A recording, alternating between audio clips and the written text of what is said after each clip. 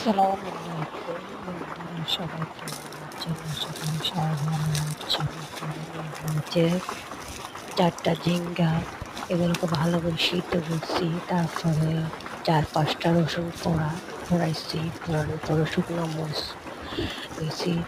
তারপরে সামান্য পরিমাণ মতো লবণ, তারপর একটু বেশি করে পেঁয়াজ, এগুলো ভালো করে কষকাতে ভালো করে নরম হয়ে গেলে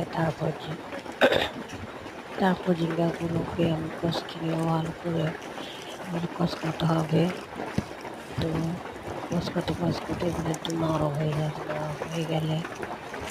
হওয়ার পর আমি সরিষার তেল নেব পরিমাণ মতো। চাইলে একটু বেশিও দিতে পারেন, আমি একটু বেশি করে দিছি। এগুলো কষকানোর পর আমি সরিষার তেল দিচ্ছি।